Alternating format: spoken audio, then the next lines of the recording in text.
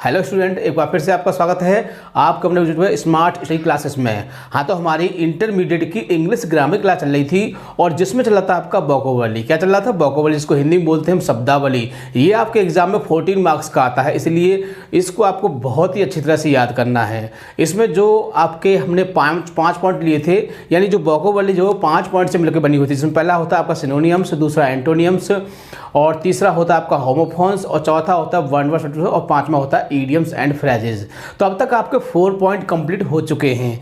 मानो तो आपका जो वोकैबुलरी वो समाप्त होने वाला है, क्योंकि आज से इसका जो लास्ट पॉइंट है वो शुरू होने वाला है, जिसका आपको काफ़ी समय से इंतजार था कि हमारे इडियम्स फ्रेज कब शुरू होंगे, पता नहीं कब शुरू होंगे, क्योंकि आपके एग्जाम में ये भी 3 मार्क्स के ही आते हैं। कितने आते हैं? ये भी 3 नंबर के आते हैं, इसलिए इनको भी आपको बड़ी अच्छी तरह समझना है। तो इसको किस तरह समझा जा सकता है वो मैं आपको बाद में बताऊंगा कि इसको हम कैसे समझ सकते हैं। ठीक है, तो आज हम क्या डिस्कस करेंगे? आपका इडियम्स एंड फ्रेजेस, जो कि आपका 5वां पॉइंट है और कह सकते हैं कि वोकैबुलरी का सबसे लास्ट पॉइंट है। इसके बाद आपकी वोकैबुलरी पूरी तरह समाप्त हो जाएगी। तो आज इसका हम पहला पार्ट डिस्कस करेंगे। क्या करेंगे? पहला पार्ट, क्योंकि पहला दिन है तो पहला ही पार्ट होगा। और हमने देखो और की तरह भी इसमें भी हमने कितने 12 ही पॉइंट लिए हैं, 12 बिंदु लिए हैं, ताकि आप इनको बहुत ही आसानी से समझ सकें। क्योंकि यदि हम चाहते तो इसको 20, 30, 40 भी कर सकते थे, लेकिन हमारा तो बहुत फ़ायदा होता, क्योंकि हमारी तो जो सिलेबस है वो पूरा हो जाता हमारी तरफ से, लेकिन इसमें आपको कुछ बेनिफिट नहीं होता। और जब कम से कम शब्द होंगे तो आप उन्हें बहुत ही आसानी से याद कर सकते हैं। वीडियो को 2 या 3 बार देखोगे और ये आपको याद हो जाएंगे। ठीक है, तो इसको करते कैसे हैं वो सब हम डिस्कस करेंगे आपको। ठीक है, और एग्जाम में किस तरह से करते हैं। और सबसे खास बात क्या होती है कि यही एक ऐसा क्वेश्चन है जिसमें आपको सिर्फ चॉइस मिलेगी। क्या मिलेगी? चॉइस। क्योंकि एग्जाम में आपको 5 दिए होंगे। कितने दिए होंगे? 5, और जिसमें से आपको केवल कितने करने हैं? 3। हाँ, तो केवल 3 करने हैं, इसलिए यही क्वेश्चन ऐसा है जिसमें आपको चॉइस मिलती है। तो आपको यह भी बहुत अच्छी तरह से याद करना है, और याद कैसे करना है वो हम आपको डिस्कस करेंगे। ठीक है, तो ज़्यादा समय वेस्ट न करते हुए चलते हैं अपने टॉपिक की ओर। क्लास 12th इंग्लिश ग्रामर, यानी कि 12th क्लास की इंग्लिश ग्रामर की क्लास चल रही थी, और जिसमें चल रहा था आपका वोकैबुलरी, जिसको हिंदी में बोलते हैं शब्दावली। ये आपके एग्जाम में 14 मार्क्स का आता है। कितने मार्क्स का आता है? 14 मार्क्स का। तो आज हम डिस्कस करेंगे किसको? Idioms and phrases. बोलते हैं ना मुहावरे और लोकोक्तियाँ। क्या बोलते हैं इसको? मुहावरे था लोकोक्तियाँ बोलते हैं। तो इसको आपको बहुत ही अच्छी तरह समझना है। हमने यहाँ पर केवल 12 ही शब्द लिए हैं, ताकि 12 शब्दों को आप बहुत ही आसानी से याद कर सकते हैं। अब बात आती है कि इसको हम याद कैसे करें। तो सबसे पहले हम इसी बात पर चर्चा करेंगे कि इसको हम याद कैसे करें। ठीक है, क्योंकि एग्जाम में आपको क्या दिए होंगे? ये दिए होंगे, जैसे कि all in all, an apple of one's eye, an apple of discord, at the back and calls of. तो ये दिए होंगे आपको एग्जाम में। अब आती है कि इसको करें कैसे, और एग्जाम में क्या करना होता है? एग्जाम में इसका हमको एक सेंटेंस बनाना होता है। किसमें? अपनी भाषा में, यानी कि अपने आप कोई सेंटेंस सोच लीजिए, और वो सेंटेंस होना चाहिए जो हमारा इससे जुड़ा हुआ हो। अब बात आती है कि इंग्लिश टू इंग्लिश आप इतने एक्टिव नहीं हैं, क्योंकि यूपी बोर्ड का बच्चा इतना एक्टिव नहीं होता है। इस बात को मैं अच्छी तरह से जानता हूं, इसीलिए हम आपको इसको करने का नया तरीका बताएंगे। वो तरीका क्या है इसका? देखिए कि आपको इसकी क्या है? हिंदी याद करनी है। क्या याद करनी है? और कुछ भी याद नहीं करना है, क्योंकि और कुछ आपका ऑटोमेटिक ही कंप्लीट हो जाएगा। क्योंकि हमारी एक न्यू सीरीज चल रही है आपकी। कौन सी वाली? न्यू सीरीज 28 मार्क्स ग्रामर वाली, जिसमें हम आपको क्या सिखाएंगे? ट्रांसलेशन, यानी कि हिंदी से अंग्रेजी कैसे बनाई जाती है। अब आपको मान लीजिए यहाँ पर आपने क्या किया? आपने यहाँ पर इसकी हिंदी याद कर ली। जैसे कह सकते हैं कि पहले पर क्या है आपका? फर्स्ट पर है आपका ऑल इन ऑल। क्या होता है? ऑल इन ऑल, यानी कि मुख्य व्यक्ति। क्या है? मुख्य व्यक्ति है। अब आपके दिमाग में एक पॉइंट है, क्या है? मुख्य व्यक्ति। तब क्या करोगे? आप एक वाक्य सोचोगे। क्या करोगे? एक सेंटेंस सोचोगे, क्योंकि ट्रांसलेशन आप सीख जाओगे। इस बात की हम गारंटी लेते हैं, क्योंकि हम हर स्टूडेंट को ट्रांसलेशन सिखा देते हैं। बहुत अच्छा नहीं तो कुछ अच्छा तो सीख ही जाओगे। इतना सीख जाओगे कि अपने आप वाक्य सोच के उसकी अंग्रेजी आप बना सकते हो। ठीक है, इसी तरह से आप एक वाक्य सोच लोगे और उसको फिर क्या करोगे? उसकी आप अंग्रेजी बना दोगे। जैसे कि आपने वाक्य क्या सोचा? Our principal is all in all in my college, यानी कि हमारे जो प्रधानाचार्य जी हैं वो हमारी कॉलेज के क्या है? मुख्य व्यक्ति हैं। तो हमने सोचा कि मेरा बड़ा भाई मेरे परिवार का मुख्य व्यक्ति है, मैंने तो ये वाक्य सोचा, तो मैं तो इसको बनाऊंगा। कह सकते हैं कि my brother is all in all in my family. तो मैं आपसे प्रेशर नहीं करूंगा कि आप इसी वाक्य को बनाओगे, अरे आप अपने हिसाब से सोचिए सेंटेंस और उसकी आप अंग्रेजी बना दीजिए, आपको बहुत अच्छे मार्क्स मिलेंगे। क्योंकि इसमें मार्क्स जो दिए जाते हैं वो वही दिए जाते हैं, यानी कि सेंटेंस ऐसा होना चाहिए जो व्यक्ति ने स्वयं सोचा हो, स्टूडेंट ने स्वयं सोच के बनाया हो। क्योंकि वो एग्जामिनर जो होते हैं वो देखते हैं कि यदि आपका सेंटेंस थोड़ा हार्ड हुआ तो वो समझ जाएगा या तो उसने टिप के लिखा है या उसने रट्टा मार के लिखा है या किसी से पूछ के लिखा है। और सेंटेंस आपका इजी टाइप का हुआ तो वो समझ जाएगा कि लड़के ने स्वयं बना के लिखा है, ठीक है, भले ही आपने टिप के क्यों नहीं लिखा हो। तो स्टार्ट करते हैं। हमने 12 शब्द लिए हैं ताकि आपकी समझ अच्छी तरह से आ सके।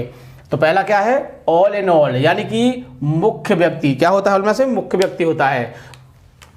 तो इसका एग्जाम्पल देख लेते हैं, आवर प्रिंसिपल, यानी कि हमारे प्रधानाचार्य जी, इज माने हैं ऑल इन ऑल मुख्य व्यक्ति, कहाँ पर, इन माई कॉलेज, मेरे कॉलेज में। तो हमारे जो प्रधानाचार्य जी हैं वो मेरी कॉलेज में क्या हैं, मुख्य व्यक्ति हैं। आगे देखिए दूसरा है, an apple of one's eye. क्या होता है, an apple of one's eye, जिसका मतलब क्या होता है, बहुत प्यारा, बहुत प्यारी, बहुत प्यारे। यानी कि ये जो लिखा है कि बहुत प्यारा, तो बहुत प्यारा ही नहीं, बहुत प्यारी भी हो सकता है, बहुत प्यारे भी हो सकते हैं। अब आप अपने हिसाब से कोई भी सेंटेंस सोच सकते हैं और उसकी आप अंग्रेजी बना सकते हैं। मैं आपसे ये नहीं कहूँगा कि मैंने जो सेंटेंस लिखा है आप भी यही लिखें, क्योंकि यदि आप इस सेंटेंस को लिखते हैं तो हो सकता है कि वो इस पर मार्क्स सोच के दे। क्यों कि ये सेंटेंस मैंने अपने हिसाब से लिखा है और आप अपने हिसाब से लिखोगे, ठीक है ना। तो देखिए मैंने क्या लिखा है, देख लेते हैं कि माई वाइफ। आप वाइफ की जगह क्या कह सकते हो, आप यहाँ पर ब्रदर कर सकते हो, फादर कर सकते हो, तो ज़्यादा अच्छा प्रभाव पड़ेगा। क्योंकि इंटरमीडिएट की एज में किसी की शादी नहीं होती है, शादी कब होती है, इंटरमीडिएट के बाद होती है ज़्यादातर, ठीक है ना। और किसी किसी की हो भी जाती है, ऐसी कोई बात नहीं है, ठीक है। तो अब ये सेंटेंस देखिए, my wife is an apple of one's eye in my family, यानी कि मेरी पत्नी जो है वो क्या है, बहुत प्यारी है। कहाँ पर, मेरे परिवार में, मेरे परिवार में मेरी पत्नी मुझको बहुत प्यारी है। तो क्या कह सकते हो, तुम यहाँ पर छोटे भाई को लिख सकते हो या फादर लिख सकते हो, कुछ भी लिख सकते हो। यदि आपने ये भी लिख दिया तो भी आपको मार्क्स मिलेंगे, ऐसा कुछ नहीं है कि मार्क्स आपके काट दिए जाए, ठीक है। तो आगे देखिए थर्ड पर देखते हैं, एन एप्पल ऑफ डिस्कॉर्ड। क्या है, एन एप्पल ऑफ डिस्कॉर्ड, यानी झगड़े का कारण, झगड़े का कारण।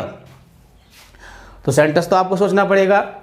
तो कह सकते हैं कि कश्मीर भारत और पाकिस्तान का झगड़े का कारण है, नहीं था, अब नहीं है, पहले था, अब क्या हो चुका है, अब सही हो चुका है। तो देखते हैं, देखिए कश्मीर वाज, तो कश्मीर था an apple of discord between India and Pakistan, यानी कश्मीर जो था वो भारत और पाकिस्तान की झगड़े की जड़ था। इसलिए मैंने देखो यहाँ पर था लिखा है, वाज लिखा है, क्योंकि अगर मैं है लिखता हूँ तो पहले तो वो था, इस समय तो हम इससे बनाते कि कह सकते थे कि कश्मीर इज एन एप्पल, इसे हम कहते थे, ठीक है। लेकिन अब वो है नहीं था, इसलिए हम क्या लगाएंगे, वाज लगाएंगे। और यदि आपने यहाँ पर वाज लगा दिया तो एग्जामिनर समझ जाएगा वाकई में बच्चा टैलेंटेड है और उसने सेंटेंस को कंडीशन के हिसाब से बनाया है, ठीक है। तो आपको मार्क्स बहुत अच्छे ही देगा। आगे देखिए 4 पर है आपका, eight the back and call of. Eight the back and call of, इसका मतलब क्या होता है, अधीन। क्या होता है, अधीन। तो आवर फैमिली मतलब कि मेरा परिवार इज है, मेरा परिवार है eight the back and call of my father, यानी कि मेरा परिवार मेरे पिताजी के अधीन है। यानी कि मेरे परिवार में मेरे पिताजी कौन है, अधिकारी हैं, यानी जो भी काम होता है कैसा होता है, वो पिताजी के अनुसार होता है। आगे देखिए 5 पर है आपका, at the top of. At the top of इसका मतलब होता है जोर से। क्या होता है, जोर से। तो देखिए Ram was singing a song, यानी कि राम क्या कर रहा था, एक गीत गा रहा था at the top of his voice, अपनी जोर से आवाज में, यानी कि अपनी तेज आवाज में राम एक गाना गा रहा था। तो मैं ये नहीं कहूँगा कि आपको यहाँ राम ही लिखना है या सीता लिखना है, अरे आप अपना नाम लिख सकते हो, ऐसा कोई बाउंडेशन नहीं है, ठीक है। आगे देखिए 6 पर है, एट 6 एंड 7 एट 6 एंड 7, यानी क्या होता है गड़बड़ सड़बड़, गड़बड़ सड़बड़। तो देखिए माई लिटिल डॉटर, मेरी छोटी बेटी, मेरी छोटी बेटी है, मैंने इसलिए ये सेंटेंस उसी पर लिख दिया है। आप अपने छोटे भाई पर लिख सकते हैं, छोटी बहन पर लिख सकते हैं, किसी पर भी लिख सकते हैं, या नौकर पर भी लिख सकते हैं, ठीक है, यदि आपके घर में कोई नौकर हो तो my little daughter does at the 6th and 7 my work, यानी मेरी छोटी जो बेटी है वो क्या करती है, मेरे कार्यों को क्या कर देती है, गड़बड़ सड़बड़ कर देती है, कागज़ों को इधर मिला दिया, उसको इधर मिला दिया, और छोटे बच्चे तो अक्सर करते हैं इस चीज़ को, ठीक है। तो इस तरह से आप वाक्य को सोच सकते हैं और बना सकते हैं। मैं ये नहीं कहूँगा कि आपको यही वाक्य लिखना है, मेरा काम क्या है कि जो मेरी वो दूसरी सीरीज चल रही है उसमें आपको ट्रांसलेशन सिखा दूंगा, यानी आप बहुत ही आसानी से हिंदी से बना सकते हैं। आप दिमाग में हिंदी सोचिए और यहाँ पर एक वाक्य बना दीजिए। सिर्फ आपको इस चीज़ को याद रखना है, ये अगर चीज़ आपको याद है तो मैं इस बात की गारंटी दे सकता हूँ कि इडियम्स एंड फ्रेज आपका कभी गलत नहीं हो सकता है, ठीक है, कभी गलत नहीं होगा अगर आप इस चीज़ को ठीक से याद करोगे तो। आगे देखिए 7 पर है एवा बोर्ड। क्या है एवा बोर्ड? इसका होता है स्पष्ट। क्या होता है? स्पष्ट। तो कह सकते हैं कि मैं स्पष्ट लिखता हूँ, कह सकते हो, या मैं स्पष्ट पढ़ता हूँ, कुछ भी कह सकते हो। और हमने क्या लिखा है देख लेते हैं, your work is not above board, तुम्हारा कार्य स्पष्ट नहीं है, यानी कि जब कोई गलती करता है या खराब राइटिंग तो क्या कहेंगे, तुम्हारा कार्य कैसा है, बेकार है, या तुम्हारा कार्य स्पष्ट नहीं है, ठीक है। आगे देखिए 8 पर है a bed of roses. A bed of roses मतलब है फूलों की सेज। तो तुम कह सकते हो कि मैं फूलों की सेज पे सोता हूँ, बना दीजिए, मैं मना नहीं करूँगा, ठीक है। आगे देखिए the post of prime minister, यानी प्रधानमंत्री की जो पोस्ट है is not a bed of roses. क्या है? फूलों की सेज नहीं है। जो प्रधानमंत्री की जो पोस्ट है वो क्या है? फूलों की सेज नहीं है। 9 पर देखिए एट एन आर्म्स लेंथ मतलब होता है काफी दूर। क्या होता है? काफी दूर। तो I live at an arm's length with the bad boys. ये सेंटेंस आपके लिए बहुत ही महत्वपूर्ण है, मतलब काफ़ी दूरी पर। तो इसमें क्या है कि मैं लिव माने रहता हूँ, at an arm's length with the bad boys, यानी कि जो बुरे लड़के होते हैं मैं उनसे काफ़ी दूरी पर रहता हूँ। और स्टूडेंट के लिए तो काफ़ी वैसे ही रहना चाहिए, क्योंकि जो बैड बॉयज होते हैं उससे दूर ही रहना चाहिए यदि लाइफ को सेफ बढ़िया बनाना है तो, ठीक है। आगे देखिए 10 पर है आपका at dagger drawn. At dagger drawn यानी कि खुली दुश्मनी। क्या होता है? खुली दुश्मनी। तो आप कुछ भी सेंटेंस सोच सकते हो, कुछ भी सेंटेंस बना सकते हो, सिर्फ HB MB का ध्यान रखना है, यानी कि जो ग्रामर है उसका ध्यान रखना है। मार्क्स आपका कोई नहीं काट सकता है, सिर्फ आपको ग्रामर। और ग्रामर के लिए हमने आपको सब कुछ बहुत ही अच्छी तरह से पढ़ाया है, टेंसेस पढ़ाए हैं। इस समय आपका स्टोरी का पोर्शन चल रहा है जिसको आप अच्छी तरह समझिए, तो आपके ये जितने भी वोकैबुलरी के 14 मार्क्स हैं मैं गारंटी देता हूँ कभी गलत नहीं होंगे। तो क्या है? खुली दुश्मनी। तो सेंटेंस को देख लेते हैं। राम एंड रावण, रावण जो था, Ram and Ravan were at dagger drawn in the Ramayana, यानी कि राम और रावण की जो रामायण थी उसमें क्या थी? उनकी खुली दुश्मनी थी, ठीक है ना। आगे देखिए at home in. At home in जिसका मतलब क्या होता है? निपुण, यानी कि होशियार कह सकते हैं या ज़्यादा ही होशियार कह सकते हैं, ठीक है ना। तो आप कह सकते हो कि यदि आप मैथ में होशियार हो तो कह सकते हो कि मैं मैथ में निपुण हूँ बहुत ज़्यादा। आप हिंदी में है तो हिंदी में कह सकते हो। यदि आप सचिन की तरह हर चीज़ में माहिर हो तो कह सकते हो कि आप हर चीज़ में हैं। जैसे लाइक मैंने देखो हमारे जो दिनेश सर हैं, मैंने सेंटेंस उनके ऊपर लिया है क्योंकि वो सर एक ऐसे सर हैं हमारे जो सब कुछ जानते हैं। इंग्लिश भी आती है उनको, हिंदी भी आती है, साइंस भी आती है, मैथ भी आता है, कुछ कुछ है ना। तो हमने उनके लिए लिया क्या है? तो कह सकते हैं कि दिनेश सर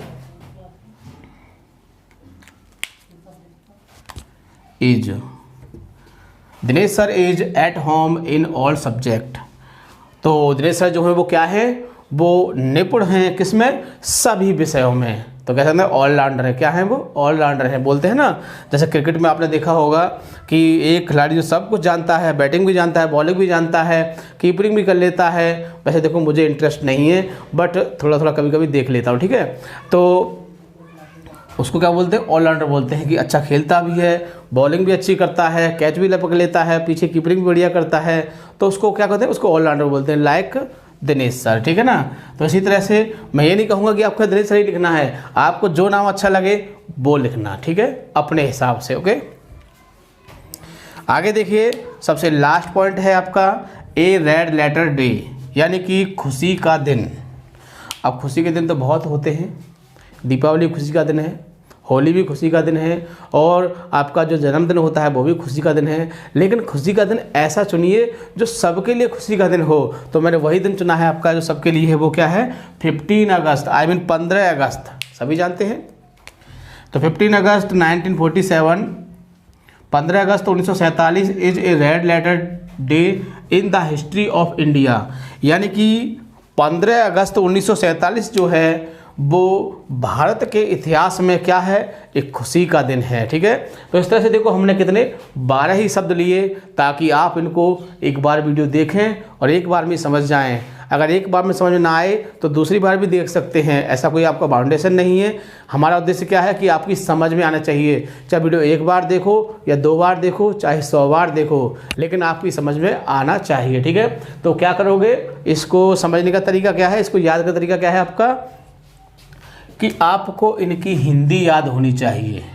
क्या याद होना चाहिए, इनकी हिंदी याद होनी चाहिए, किसके साथ, वर्ड के साथ। अगर आपको इनकी हिंदी याद होगी, मैं गारंटी देता हूं कि आपका इडियम्स फ्रेज कभी गलत नहीं हो सकता है, ये मेरा दावा है, ठीक है। सिर्फ आपको इनकी हिंदी याद करनी है और आप वाक्य तो टूटा फूटा जैसा बना ही लोगे, और बनाओगे तो उस पर नंबर तो उसको देने पड़ेंगे, क्योंकि 1 नंबर का क्वेश्चन है, क्या काटेगा उसमें से, एक का तो खुद है, तो एक का है तो एक तो आपको मिल ही जाएगा, ठीक है। तो सबसे खास बात, वीडियो को लाइक या शेयर करना नहीं भूलोगे, ताकि और लोग इस चीज़ का फ़ायदा उठा सकें, ठीक है। थैंक यू, जय हिंद, जय भारत।